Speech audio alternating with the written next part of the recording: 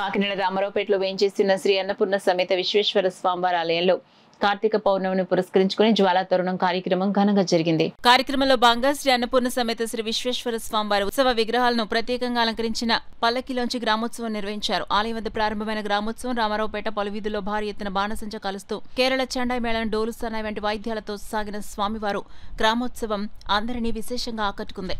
కార్యక్రమంలో భాగంగా ధరణి కన్స్ట్రక్షన్స్ అధినేత వెంకటరమణ దంపతులు స్వామివారి ఉత్సవ విగ్రహాలకు ప్రత్యేక పూజలు చేశారు.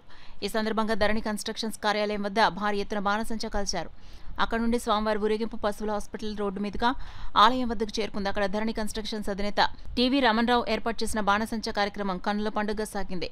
తొలుత స్వస్తిక్ చక్రాన్ని మాజీ కార్పొరేటర్ మల్లిపూడి దీపిక, ఆలయ చైర్మన్ లక్కోజు లావణ్య, సభ్యురాలు దేవి శైలజలు వెలిగించారు. అదేవిధంగా ఈత చెట్టును కాకినాడ సిటీ ప్రెసిడెంట్ మల్లిపూడి వీరు, ధరణి కన్స్ట్రక్షన్స్ అధినేత టీవీ రమణరావు వెలిగించారు. నాగసర్పాన్ని క్రీడా ప్రెసిడెంట్ విజయకృష్ణ, సెక్రటరీ గుమ్మడి సత్యనారాయణ వెలిగించారు. బాంబులు దండను ఆలయ కమిటీ సభ్యులు భాస్కరరావు, ఉమాశంకర్, నాగమల్లేశ్వరరావు, నాగేంద్ర ప్రసాద్, శ్రీనివాస్ వెలిగించారు. భారీ ఎత్తున జరిగిన బాణసంచ కార్యక్రమం అందరిని విశేషంగా ఆకట్టుకుంది.